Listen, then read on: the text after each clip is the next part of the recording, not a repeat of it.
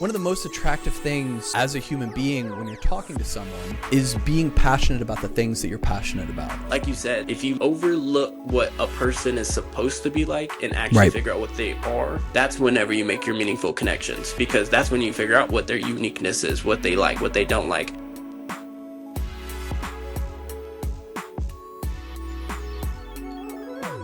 Welcome back to another podcast. This is Darius Explores Everyone's Purpose, otherwise known as The Deep. We have a special guest with us today, Sam, who's joining us today, one of my favorite coworkers at Texas Roadhouse, a very inspirational, unique person, and someone who I had to get on this podcast whenever I was thinking about it. So, welcome in, Sam. How are we doing? I appreciate that. Thanks for having me on. I'm having a good morning so far. I hope you are too. Good. Yes, sir. Doing pretty good.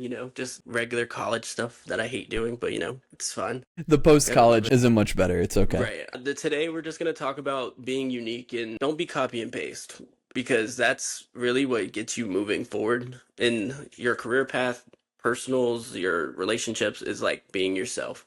And even before we were recording this podcast, we joked about like how and not everything has to be perfect. It basically just make it fit for you. And Sam is one of the people who are the most unique people I know, but also uses that to his advantage. So he's going to talk about that a little bit today. Just a little quick recap. Thank you guys, everyone who's watched these episodes so far. I know it's not very entertaining or exciting and stuff, but we're getting there. We're working on it. This is week 4, which is kind of crazy. I was talking to someone in the drive-thru today about how I was recording podcasts, and she was like, "Why are you recording podcasts? Isn't it like super hard editing and doing all this?" I was like, "Yes, but we'll see how it goes. Hopefully it bears some fruit later on. And if not, when I'm 75, I can play it for my grandkids or something. So we'll see." Hey, Darius's grandkids. Right, literally. Hey, grandkids. Hope you enjoy. Hopefully these same morals apply. But we'll see.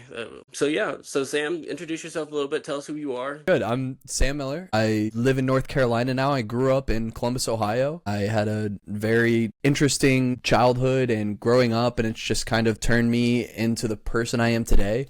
I've been put in a lot of situations where I have to talk and put myself out there in front of people, even though I describe myself as an introvert, and that's really kind of molded me into this person that I've grown into. I'm 36 now, so I think the person I am when I was your age going through college, having this conversation with you would be very different than the person I am today, just 10, 15 years later. And I'm sure when I'm 45, I'm going to be a very different person with a different outlook on the conversations we're having now too. Just every single year and every single life experience kind of builds on top of each other. And I find it very humorous that when I saw the topic come through of unique, that you think of me as unique. So I was going to ask you, why did unique come to your mind when you thought of, I'm going to have Sam on the podcast? So funny enough, for everyone who doesn't know and everyone who's not into this Texas Roadhouse world that we live in, essentially whenever I started working there, really in every service industry, and there's not a lot of guy servers or guy bartenders or like just guys in the service industry, because like a quote unquote like girls industry or whatever, but there's not as many guy representation in the work field that we're in currently right now. And Sam was like one of the first few guys that I met, and usually there's like a stereotype of guys who do work in this industry or who do work in like a girl oriented industry like this. And Sam was just not that. Sam was just like a cool, chill, normal guy. Definitely is like a yapper, just like me. So we connected on that, talked about sports all the time. One of his most unique traits is that he can literally talk to a brick wall. That was very admirable of you whenever I was first meeting you. And everyone talks about you could literally be put in any situation and like you can make it work, which I think is a very unique skill to have, because a lot of people, especially my generation now, literally are like the most awkward group of people ever. Like you have to like be around people you know and be around people that you like care about to even have a conversation. And a lot of people just aren't capable of doing so. So that's probably what I thought was the most unique thing, is like even in any situation that I've seen you in, like you're pretty like the same. Like you don't change to other people. Yeah. A lot of that is just being forced into having to have conversations with strangers every single day. And they're not all from our town. Especially bartending, you have so many people in from out of town doing whatever they're doing, and you just have to find a way to connect with them and talk with them. And it's a skill to find a way to get someone to want to talk to you and to find something in common to share a conversation with. And it's just something you kind of develop, and through your life experiences, just find a way to, talk to that wall and get that wall to talk back to you. Right. Like you said, like if you don't talk to people, you never realize who you're talking to. Like Yeah. Sam has like we literally have the perfect story just from last week. Like Sam was just casually just talking, yada yada. And at the bar was the voice actors for Frieza and Goku, who are like top 2, 3 like anime characters. Some of the most famous people who voice act were just casually in Greenville at the Texas Roadhouse bar. And I didn't believe it when Sam told me. And then I was like just moping around, like trying to be curious. And sure enough, I heard the girl who did Frieza's voice do the voice. And I was like, Instantly. bro. Yeah. I was like, dude, I feel like I'm 8 again. Like, this is crazy. And like you said, if you were just like a regular person and like you just didn't chat and like asked them what they were doing in Greenville, and you would have never known. Right. I was like, thank you so much for humoring all of us. Right. But that was as simple as, what have you guys been doing today? We were at the Anime Expo. Hey, no offense, you don't look like two people that would go to an Anime Expo. Right. No, and they're like, oh, we VA. And I was like, anything I would know? And she did the Frieza voice without any prompt. And I was like, oh my God, I know exactly who you are. This is awesome. No, literally, it's so nuts because you never know. Like, I always hear people say, like, just go talk to somebody because you never know who you're gonna stumble upon. You could meet like the next famous billionaire on accident, and they're just in street clothes, just minding their own business, but you would never know because you didn't have a conversation with them. And that's definitely something that makes someone unique, ability to do that. Agreed. It's uncomfortable at times, and I do run into people that have no interest in talking to me. Right. And I think that says more about their character and what they value than anything else, because I bet if I could get that person to talk, I could find something that they would enjoy talking to me about, and just kind of have that experience. Why do you think it's important, though, to be unique? In my younger years, probably when I was in college, in high school, I definitely conformed. And it's easy when you're in a group of my sports people, oh, these are my people I talk the same politics with, or whatever you're in, to just mold into that group and, oh yes, that's who I am right now. And it leaves you with a hollow feeling. You can hang out with someone and you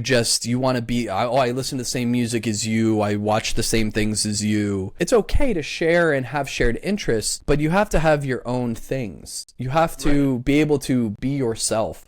So to be unique and be unabashedly yourself is so important both to you and to growing the people around you that you want to have be around you. Absolutely. I definitely think that too. One, it comes with like just the person you are, because like the ability to not conform to a certain like quota or whatever, like in groups, especially just coming out of high school. I know high school for you was probably, it wasn't that long ago, but it was a minute ago. High school is a perfect example for me because there were so many groups, like you said, that were just all around doing things. These people like this thing. These people were in the band. These people were athletes. These people were socialites. These people were a little awkward. And just like being able to like talk to everybody and never cold shoulder somebody because they don't like the same thing as you, I feel like is a super crucial skill that a lot of people don't have. And like you said, the ability to do that and then just find a conversation or find a simple interest is like crucial to benefiting you and benefiting that person. Absolutely. And honestly, being unique and having your own passions, one of the most attractive things as a human being when you're talking to someone is being passionate about the things that you're passionate about. I think it can tell you about something. It's just so attractive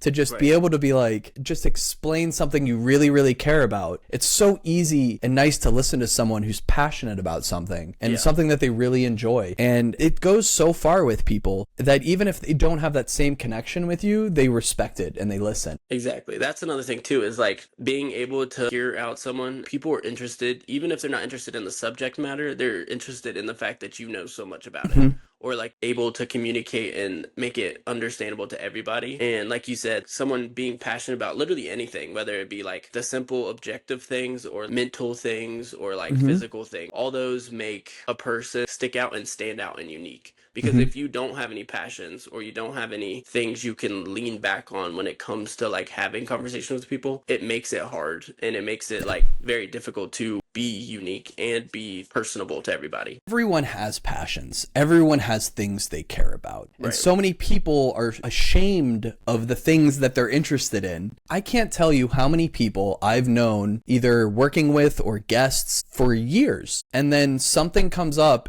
and it just, you see the light in their eyes, and they're just like, oh, I do that, I love that, that's a thing that I like. And I'm like, if you had just not been bashful and been yourself, we could have had this connection however long ago. We're all human beings going through the same thing. You use the phrase not being a copy paste person. That doesn't mean you have to like some niche thing that not every single person knows. You can love things that everybody loves. I clearly have like pop culture-y crap all around me. I love the things that I love. Just because they're popular doesn't mean I'm a copy-paste human being. Exactly. You have your passions and your things that you care for. And also not bringing hate of other things into that and letting it get in the way of like, oh, you like that thing? Well, I hate that thing. Right. The thing too, kind of with the copy and paste thing, is like it means not to like something because you're trying to fit in or be cool. Yeah. Like it because you like it. Right. Not because it's like the cool thing to do. Like Right. if you want to record a podcast and stuff, do it because you want to do it. Mm-hmm. Not because like everyone and their mom has a podcast now. Or if you like serving or do a certain job that's weird or unique, don't do it because someone is telling you to do it. Do it because you want to do it. Because you're the only person that's going to affect. And then when other people see that you have a passion or a care or a desire to do something that even maybe a lot of people like to do, but like you do it because you care about doing it, they'll be more inspired to do the things that they want to do because they care about it. Exactly. Very well put. Like we were talking about, being unique is super important, but like how has it helped you with your jobs? I know we both currently work at Texas Roadhouse, but like in all the jobs you've ever worked. So I've always been in a general service industry role mostly, but it's just kind of helped me grow that gift of gab and being able to talk to strangers and kind of extract that who they are out of them. And obviously, currently, bartending wise, that has a monetary gain to it. So that's a big motivation. But coming from like if you go back to like my high school days, I didn't ever try to fit a norm. And I didn't always know what I was into, but I explored those things and tried to figure them out. I did the morning announcements for my high school every single day. So everyone always knew who I was because I was the kid that at the start of the day, I talked for 5 minutes and every single person heard everything I said. So if 7:55, bright and squirrely every morning. If I messed up,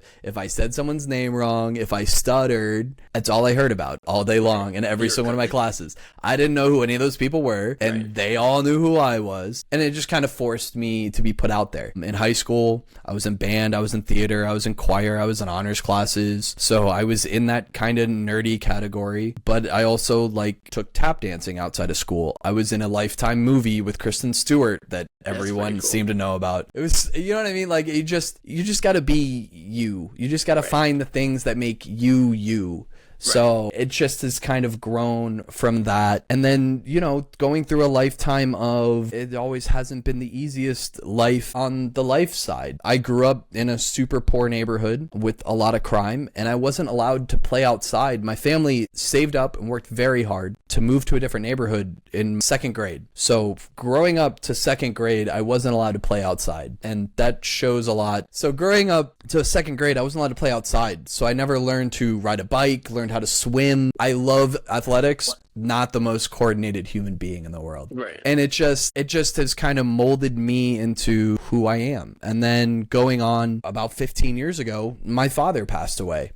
Sent me into total shutdown. I put myself in the basement for 9 months. I didn't work. I didn't do anything. I didn't come out. And you kind of just grow into the person that you are from those experiences. You got to learn a lot about yourself from stuff like that. So to come out of those situations or depression or something like that, it takes a lot. You really got to learn a lot about yourself. And coming out the other side of that, you come out a stronger, more unique, better understanding of who you are. No, for sure. I would say, no, going through like life traumas and stuff like that, I haven't personally gone through them, but I've had friends and stuff who have, and they always talk about how you either let it bring you down to a point where like there is no return, or you use it to your advantage. Yeah. A lot of people, I feel like, especially nowadays with a lot of things going on in the world, like allowing negative things to morally boost you and not use it as a burden is like super helpful, because like you said, like you could have let that be, instead of 9 months, be like 9 years, 10 years, even absolutely longer. Absolutely destroyed me. It damaged my relationship with my significant other at the time. It damaged my relationship with my family. It's stuff like that really molds you, and you have to really kind of dig down and figure out who you are. My sister went back to work like 3 weeks later. I was like, I can't do it. I tried. I would go to work and I'd see like a family with like a heavy set dad, and I'd be like, why do you have a dad and I don't? This is bull. This is bull. This isn't fair. Why literally. Your dad's so unhealthy. Why is my dad dead? This sucks. And you just kind of have to figure out how to navigate stuff like that in life. No, sure enough. And it puts things into a scale, puts things into a what really matters here, and just not letting things that don't really matter just irk you. Sure enough. I would say I don't really have like a same story or whatever, but like I know going through this like 18, 21, almost going on 22 years of my life, like this little age of college has been super weird because I've had to like figure out who I was. Like growing up, I've always not been told, but wanted to like help people. That was like really the main goal of like what I want to do after I graduated. Like I thought that had to be like nursing or whatever. And I didn't know if you knew this or not, but like I was heavy on like doing the nursing for like a year and a half, 2 years after moving here, because everyone was like, you should be a nurse, yada yada, you'll be a great nurse. And I was like, almost let it brainwash me to the fact where I was like, you know what, like that sounds like a great idea. I came here, did all the classes or like the prereqs for them and stuff like that, and then whenever like the rubber hit the road, I was like, this isn't for me. It's not for you. If it's not you, it's not you. Yeah, and I feel like that's a crucial thing, is a lot of people let other people and social media and stuff like that like affect how they want to perceive their lives. And I like me explaining to everybody that I want to do sports or like sports broadcasting, stuff like that. Like obviously it draws like some attention because that's like a very unique or not normal career path. So it like kind of always wanting to do sports my entire life but not knowing how to do it, it like helped me being by myself and figuring out what I wanted to do and not letting other people affect what I wanted to do. And I like what you said about how you grieved differently and like took the situation and used it in different ways, because a lot of people think that if they have to act a certain way based off of the situation that's happening. So like if they lose a loved one, or if they get fired from a job, or if they get broken up with in a relationship, they feel like there's only a certain way they have to act. But everyone deals with things differently, and I think that plays into how people are unique. Because like you said, if I would have lost my parents, it would be a completely different reaction than how you would have lost your parents. Or if your girlfriend or your wife or your sister or your friend lost their parents, like they would act completely different than you would. And like finding that comfort in knowing that however you need to reflect and like digest information and take on like negative things is completely fine, and it should be only based off of how it affects you, whether it be 6 months, 9 months, 9 days, 9 seconds. Right. Stuff like that. I feel like that's a crucial thing that a lot of people don't know how to do, is like they're like, oh, well, I lost my parent and my brother and my sisters are perfectly fine, like you said, or like it took way less time to grieve for him. And maybe there's something wrong with me because it's taking an extended amount of time. That's exactly how I looked at it. Right. And I was like, why is I'm a screwed up person because she can just be back functioning and I am a mess. Right. And it's hard, I'm going to say, because like you said, you're like, why am I still not okay? It's been almost a year. Like, and then I think obviously now, probably when you look back on it, you're like, okay, well, I needed that 9 months to like get myself together, because if I would have forced it or tried to be like them and do the 3 weeks, 4 weeks, a month,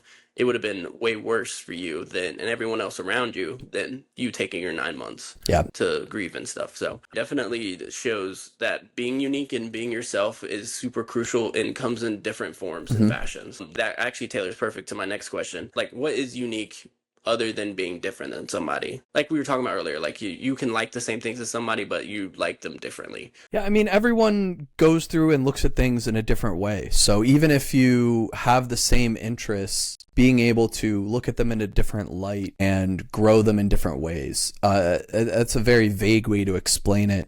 But a lot of people, you can tell when you're looking at someone and you're speaking, and you can tell all they're thinking about is what they're going to say next. And that is one of my biggest pet peeves, because I love to listen. I would much rather hear you talk. Like, as someone who people say that I talk so much, I would much rather sit and listen to someone else talk and give me their input and give that a minute to gestate and just break down what they're saying and grow my knowledge of a subject way more than me spitting what I know or what I love or why I like something or why something's good at them. It makes who you are, uniqueness, a bigger, better person. Because now the next person I go talk to about that thing or I experience with that thing, I now carry with me their experience and what they told me. So I could be passionate about a subject in school and I could tell you all about it, but I will never learn anything new about it unless I listen to you talk to me about it. And then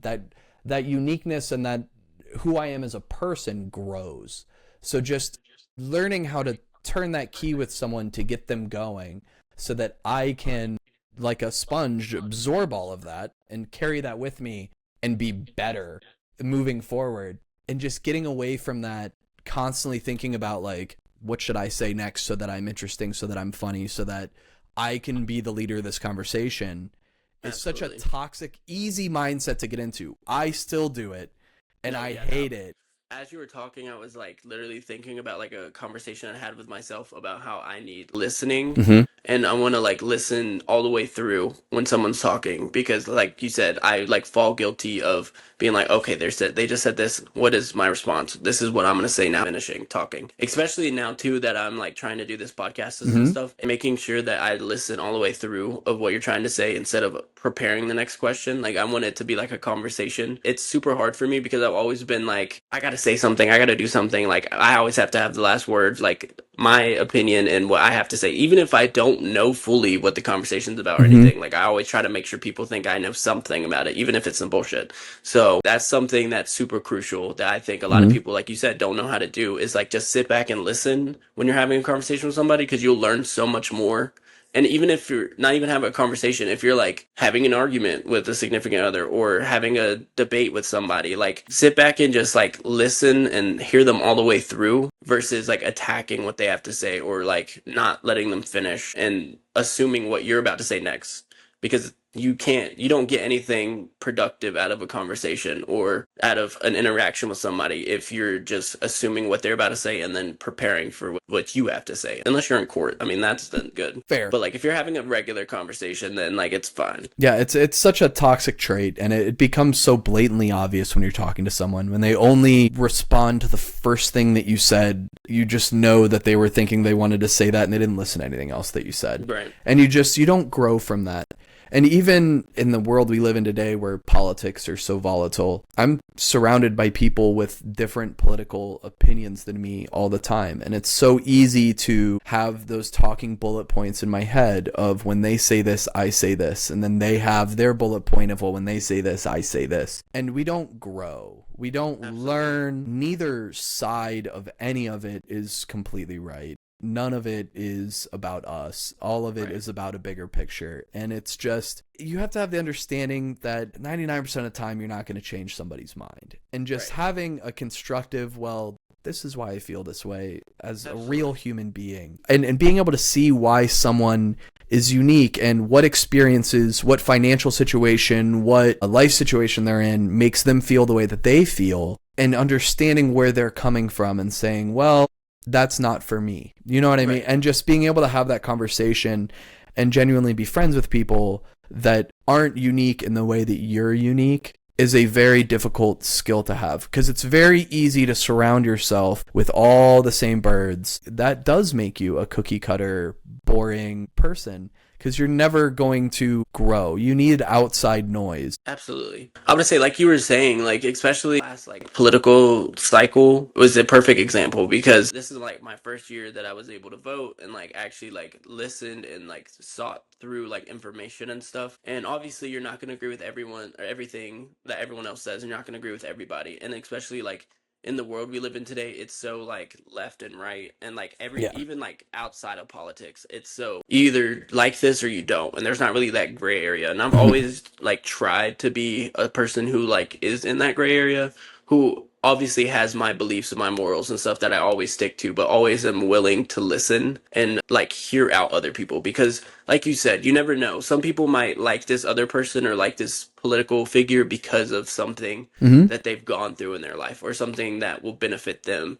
that you don't realize, and you just are like, oh, you like that person's a piece of shit, or that person doesn't know how to do their job or Mm-hmm. whatever. And it's super crucial that you at least have an understanding. You don't have to like or believe anything the same as someone else, but just making sure that you like hear them out, like Mm-hmm. be able to have a conversation with them and it not become a debate. Like not every conversation that you don't agree with has to be a debate. And you said it perfectly too. Having the ability to like sit there and not be negative about something that you don't agree with Mm-hmm. is super crucial, because if you're always negative about something, then you're not as approachable, and we don't ever get anywhere as a society because everyone's so at each other's necks about something instead of getting problems and things fixed, because there's different sides of the story that everyone should know, but no one willing to listen, so you'll never get the problem fixed. Yep. So I feel like that's a super like big outside of just even politics, just like sometimes workplaces or like school or like stuff like that. People are so like,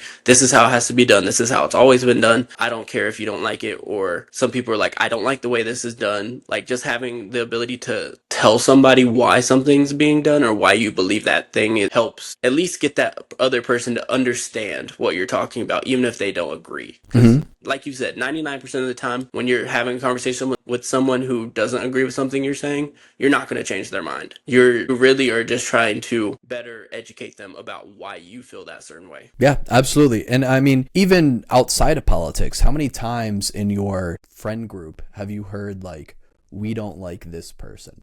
Right. And it's just a yes, we don't like that person. And it's just such an easy, toxic, brainwashy. And, you know, sometimes we don't like people. Not everybody gets along. But, like, to just blindly be like, no, fuck that person is Right. just. Just because someone else said it is nuts. I really struggle with that. Are there people that I dislike? Yes. And they've given me their own reasons to dislike them. But just to be told, like, we don't like this, and just be Absolutely. like, yes, sir. That just doesn't click for me. Like there's gotta be something, there's a reason there. It's like, I'm an Ohio State guy. My wife and I both went to Ohio State. I think she just got home. If I chose to never interact with a Michigan person, you know, if I was like, oh, well, we hate them all. Like just Right. because of that, that's clearly the school or the region that they associate with. Sometimes you have your best conversations with people who don't agree with the same Right. morals and things that you have going on. Like you said, like I have, like sports is a perfect example, and I feel like this is another reason why I want to get into the field, is that there's so many differing opinions about who's good, who's not good, why we hate this team, why we don't hate this team, that all comes to show whenever like a team plays, and like liking somebody and not liking somebody is fine, good. Like for example, Patrick Mahomes. I don't like the guy. He's just mostly because we see him win and win and win and win. His like a lot of people don't like him because he wins all the time. But I know as a football person who understands the sport, like he's good at his job. Very And that's good. why people don't like him. So having a conversation with somebody who hates him, I'm like, why do you hate him? And they're like, oh, because he's always winning. But like people who understand football or like understand like the middle ground and the non-biased part of like sports, like understand that we can disagree on something. Like for example, like the debate recently has been, is Patrick Mahomes entering Tom Brady territory with like the GOAT situation, or Mm-hmm. Michael Jordan and LeBron are like, is a perfect Right. example. As someone who's younger and have only seen LeBron play, I have obviously a little bias towards LeBron James, and you being from Ohio, I I was feel gonna like you say, kind I've of seen have a them bias both too. play, but Right. I'm a LeBron guy. Right. So I think LeBron James is the best basketball player to ever play ever. Mm-hmm. Just because I have my reasons. I've seen stats and stuff like that. But obviously if you get an argument with the old head about it, like they're gonna be like, there's no way championship. And like someone who like enjoys the argument of, not the argument of, but like the disagreement part about sports and like having conversations with people, being able to like listen and be like, oh, okay, Michael Jordan was really good. Like I Oh can't yeah, discredit that in any form or absolutely. fashion. But because I don't think he was the best basketball player, you shouldn't hate somebody because they think LeBron James is better, or Mm-hmm. they think Kobe's better, or they whatever, just because they don't agree the same thing as you. Like you said, the Michigan Ohio State, perfect example. Also, all my friends growing up, except one or two, were Carolina fans. Duke and Carolina are like Yeah, Michigan and Ohio State. very similar. Like shit talking during the season, during the game. If your team loses to that team, like you don't not hear about it. And God forbid let it be like the last game of their season, or you sent that team home in like the NCAA tournament or whatever.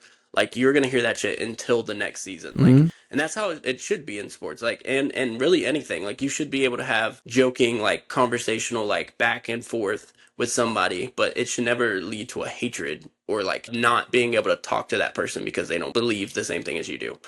And like you said, you can have your people who agree with you the same, but don't let them affect how you personally feel about another person or another thing. Like you said perfectly, like I'm not the type of person who is like, we don't like that person. Okay, fuck that person. Like I need to know why we don't like that person. Like is that person a shithead? Like is that person hate dogs? Like why do we hate that person, you know? I And mean, like not dog people. I don't know. dog They not might be liking lost dogs is kind of cause. crazy. They might be Yeah, a lost cause. Now, it's kind honestly, of crazy. these two dogs are my first two dogs I ever had in life. But I never like hated dogs. I just never Right. had dogs. Exactly. Funny enough, that perfect like leadway is like a lot of people don't like things or don't agree with other people because they've either one never tried it or two Mm-hmm. been too scared to try it. Mm-hmm. So, like you said, you've never had dogs your entire life. You never knew you were gonna not love dogs the way you do now. But all it took was getting that one dog and being around that dog 24/7, and you're like you would die for that dog. You know, that's like literally how it is. Give it a try because you don't know you don't like something until you at least try it. Like you can't dog on somebody because they've done things and like things that you've never tried and done.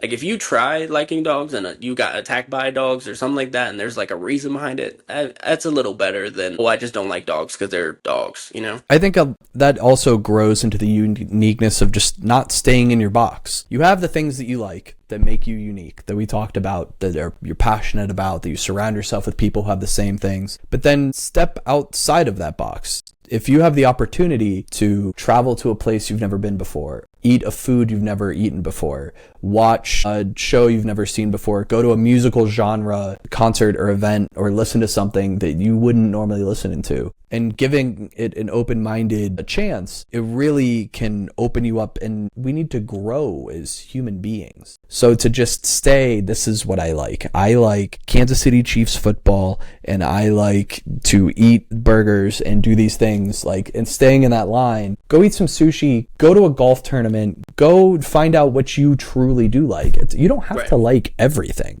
There are plenty of things in life that I've gone, I gave that a fair shake.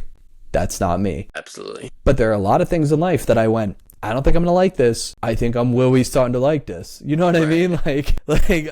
Well, I would say, do you have any stories, or have you ever bonded with somebody over something that you didn't expect, or like a shared trait or an experience that you had with that person that you weren't expecting to have? Man.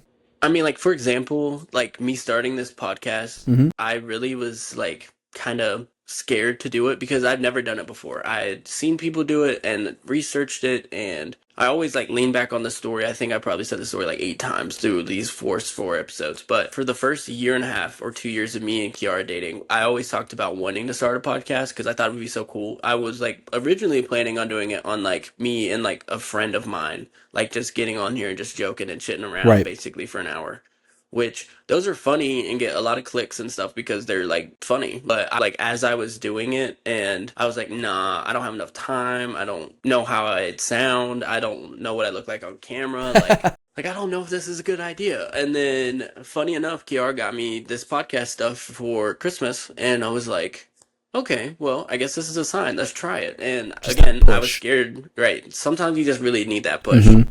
And rambled for about 30 minutes the first time getting on here, and I was like, okay, that wasn't that hard. It's still awkward and embarrassing to listen back and edit through these videos, but like you said, like just doing something that wasn't expected or like having a connection with it has like led me to realizing that like I kind of have like a passion and a love for like talking and like rekindling that. And like this is a perfect leadway into my next career, hopefully, in sports broadcasting, where like I can lean back on and be like, I've been doing this since I was 21 and I'm like 40 now, Mm-hmm. and be like, this is a good place to start. Just get on there and just talk.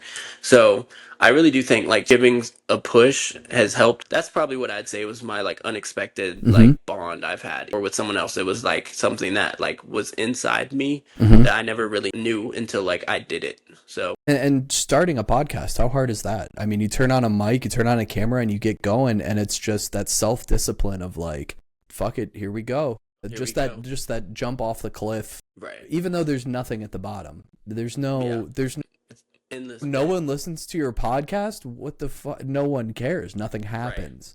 Like at the end of the day, like that's just all there is to it. Right. And just thankfully too, real quick to speak on that point, like I wasn't famous and then started doing this podcast because like the amount of user error and things that I'd just be rambling about would be like, they'd be like, what the fuck are you talking about? Yeah. Thankfully I started on the bottom and now we're moving on up. So Instead, I 10 years from now when you're famous and someone finds this and you've forgotten about it and they post a right, I'm clip like, on fuck, Twitter and you're like, man. I didn't delete that? I'm Oh like, God, I my thought that was God. gone. I thought that was So, gone. listen, man, hey, it's good. You're growing yourself. You're putting yourself out there, and the self-discipline to do it, it means so much more to yourself as a person. Absolutely. And another thing, whenever I was thinking about doing a podcast was kind of hesitant, is I realized that editing, like I don't have an editing team. I'm just letting y'all know. It's Any you. of these fucking episodes that I've done have been only me and me only on a MacBook through like 4 or 5 a.m. some nights, just going to town, clipping out the bullshit in between. And it's hard. Like I Yeah. literally was telling Kia, I was like, no one watches these. Why do I spend 4 days in a row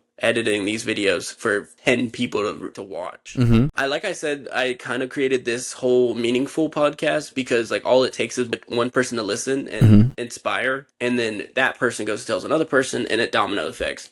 And like I obviously probably am not gonna like blow up off of any of these videos, but maybe if I do, that'd be cool. But if not, like I'm just gonna continue to do this because like we were talking about earlier, my grandkids might listen to this one day and be like, "Damn, I'm really struggling being Mm-hmm. unique." And Darius and Sam were talking about being Yeah. unique in that listen. I definitely think like taking that step is crucial because you never know, like you might find your passion in something. And I hate the editing part, but the end product is cool, Yeah. so that's fine. I think it's really courageous what you're doing too, because these aren't going, it's not like someone has to be watching live right now or it's gone. It's going to live there and it's going to be titled whatever you title it. And someone might be struggling with being unique and search it up and find it and listen to it. And if whatever subject you're talking about that day with whoever you have on, if someone listens to it, there's no idea who you are, your background, what's going on, and it helps them in any way or opens their mind to think about something in a better way, then it is worth it. Absolutely. And they might not never comment, oh, hey, you really helped me out. But just knowing that, like, you're putting yourself out there and a total stranger, this might help really open their eyes to something. Absolutely. And if not, you're bettering yourself as a person and the experience and learning how to edit, learning how to talk to a camera, learning how to be uncomfortable, learning how to be disciplined in making yourself do something that it would be really easy just not to do. Because like you said, no one's listening right now. Who cares? It's just those characteristics will go so much further for you. So I applaud you for doing this. No, absolutely. I would say I'm not like the stereotypical like have the great voice or like look the best on camera or anything like that. But like you said, I was just like, you know what, let's try it, and I love it. So if I love it, then I'm gonna continue to Yeah. do it. So like I feel like stereotypes also play a crucial like backlash on trying to be unique because like you're like, oh, I'm black, I'm supposed to be good at sports, or I'm white, I'm supposed to be smart, or I'm short, I'm not supposed to be doing this, or I'm tall, I can't do this, like stuff like that. And I feel like stereotypes have play a crucial in our day to day, which I wish they didn't, but it's just like the world we live in. So like what type of stereotypes do you think that you faced that you've overcame through your uniqueness? Stereotypes are really, really tough. Whether any of us say I'm not racist or I don't look at someone in that way, it's really easy to look at someone and just go, I kind of got an idea who that person is. And I do it as much as anyone else does it. And you just have to be disciplined enough to say, I'm going to talk to that person. And you know what? Right. Sometimes you're exactly fucking right. That person's exactly who you thought they were. Exactly. But I think you'll be surprised how often you go, that's not who I thought that was. And I have lots of people, because I talk to strangers every single day. They look at me and I'm a white dude in North Carolina working at a bar. I look relatively young. They can peg me for who I am. I'm in college. I'm uneducated. I'm Republican because I live in North Carolina. Like all these things that I'm just not. And you just, once you get to talk to someone, it will surprise them that I'm a singer and a tap dancer that was in a line dancing movie, and I've worked at this restaurant for 16 years, and I'm married, and I own a home, and I travel constantly, and all these things that you miss out of a person when you go, I know who that is. Oh, Darius, black guy wearing a Falcons shirt? Yeah, okay. I know who that is. Okay. Right. I see you, Drake beard. I know who you are. You know what I mean? Like you just miss out on those beautiful things about a person. And if one person, in the industry that we're in too. Yeah, and you only have 30 to 45 minutes with someone when they come and they sit with you in our industry. So it's just like breaking down that wall, showing them who you are, learning who they are. I mean, there's monetary gain to it. I want the person to come back. So if in 45 minutes I can show you who I am in some sort of a way that makes you attracted to wanting to interact more, that means a lot. So like for me to have a regular Roadhouse is Roadhouse, man. So for someone to want to come back to continue to interact with me is such a flattering thing. And I have regulars that I don't like. Does that make sense? Like, but it's so flattering that like they are so endeared to me that I have to be endeared to them in the same way. There are people that I'm just like, man, they know how to piss me off, but like they keep coming back. You know what I mean? Sure and it's do. just, right. it's a weird dichotomy of an ecosystem. Right. I would say I know in like my own personal life, especially since I became a server, it's so hard to like not look at a table that's walking up to your table and be like, wow, I don't think that person's gonna tip me, or those people are gonna tip me.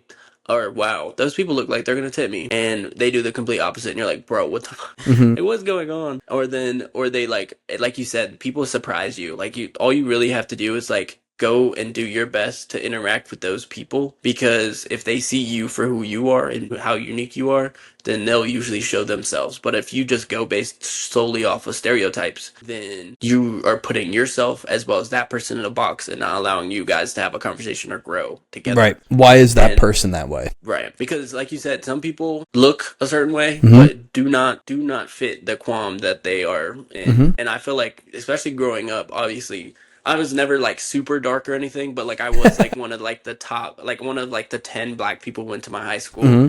And like one of like the 5 black people who were in like the yearbook club, and like one of like the 2 black people who played like men's volleyball. And like I'd never really fit into the specific like areas, but like if you looked at me, you'd be like, oh, he played sports, he probably wasn't really good at school, he probably only has like friends who are like hippie, like stuff like that. And like you said, like it's so easy to just look at a person and be like, I know your life story without you even having to say a word. Right. I feel like just being able to have that ability to like overlook the stereotypes, like overlook like the way that person looks, the way that person dresses.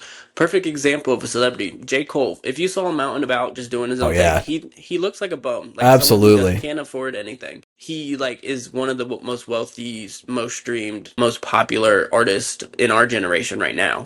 Or Adam Sandler is another perfect example. Man, that motherfucker his owns, outfits when he goes out, man, are crazy. Like you would never think that that guy is like a quadrillionaire essentially, and in every comedy movie on God's green earth, and is one of the most recognizable people and voices on planet Earth. But if you just see him out on the street, you're like, what is that bum doing walking around here with long basketball shorts and a oversized t-shirt? So it's crazy. A lot of people too just use that as their measuring stick of other people, and that has to be something that we have to change as we keep on going and trying to get better as a community, is not using what someone looks like, their race, the people they're around, to like box them in. Like you have to let people be free, you know?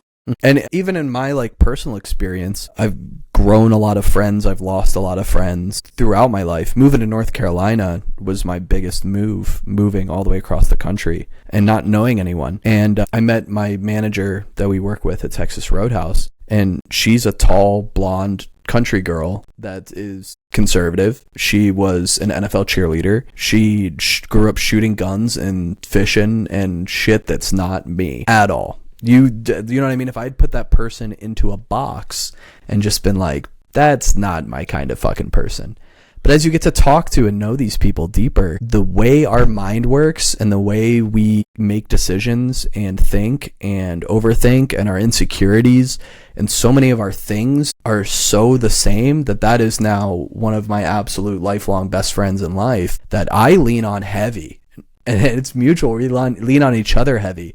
But our backgrounds and where we come from are totally opposite. So sometimes being unique and being differently unique from someone else is a good thing. Sometimes that feng shui, that yin and yang work very well. Yeah. I mean, I can speak on to that yin and yang thing. Like if you were to take me and Kiara when we first met, like we were completely different like people back then, obviously, and as you're with someone you grow, but the way we interact with each other, the way we interact with other people, the things that she likes to do versus things I like to do, all the things were like complete opposites. But I truly believe the opposites attract the most. Like your best friend, like if are people who are not like you. I Mm-hmm. feel like my best friends growing up, like my best friend is this super tall, skinny white guy who plays Division 3 lacrosse, and the one sport that I'd never played, lacrosse and baseball, and he loves both. And he is a little awkward and quirky, but also funny. But I'm like a social butterfly, and the fact that I can, like you, talk to literally anybody on God's green earth. And we would have never given a chance if he would have thought, oh, that's just a older black guy that I don't know if I have any same interests in. He doesn't like anything I like. Or I looked at him and was like, oh, that's a corny looking white guy. Mm-hmm. There's no way I like the same things he does. And now we're like best friends. So, Mm-hmm. like you said, if you overlook what a person is supposed to be like and actually Right. figure out what they are, that's whenever you make your meaningful connections, because that's when you figure out what their uniqueness is, what they like.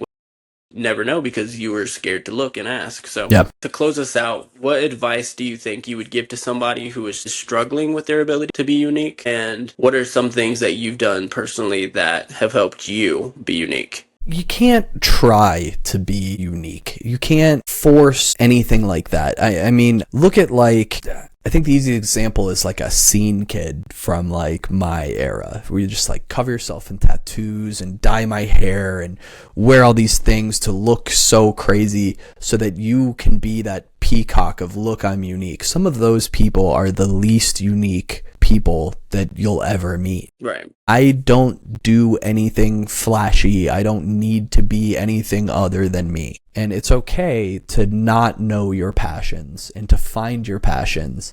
And all you have to do is, like we were talking about with you, the podcast, is continuously put yourself out there.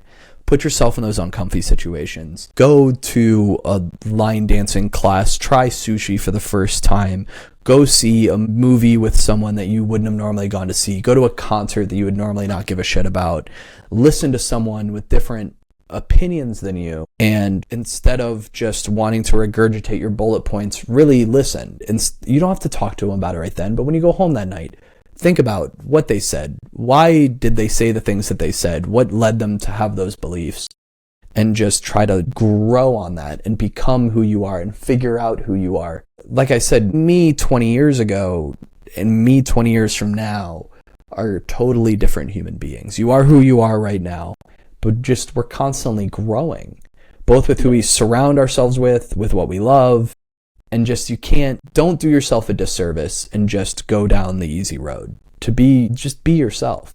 I really do think it's simple as that. Just be yourself and don't be scared to be yourself, Mm-hmm. because that's what's going to lead and grow you and grow your connections and grow your stability in life, because knowing that you don't have to always change to fit the norm of society is going to allow you to be more relaxed and okay with whatever situation you're in. If you're an outgoing person, be outgoing. Don't be scared because everyone thinks you're a yapper. Or if you don't speak that much, you don't have to speak that much. Like, do whatever makes you feel the most comfortable, because when you're the most comfortable is when you're the most productive. I definitely think that's a crucial step in being unique. Like, just be you. Agreed. Sam, thank you so much for joining us today. If you made it this far, we appreciate you, because this video is probably about 45 minutes to an hour long. I don't know how long it is going to be, so we'll see. But thank you guys for digging in with us today on The Deep. I've enjoyed the conversation that we've had today. If you enjoy listening to conversations like this, hopefully we can continue to get more and more people on here. Maybe we'll have Sam back another time. Absolutely. Make sure you subscribe to YouTube, TikTok, Instagram, Spotify. Give us a follow. Comment what you think about the video. Comment what you want to talk about. If this inspired you to be unique, tell us why. Tell us all the things. We appreciate you guys listening. Remember, your journey isn't about having all the answers. It's about finding purpose step by step. So until next time, keep exploring, keep digging, and we'll see you next week.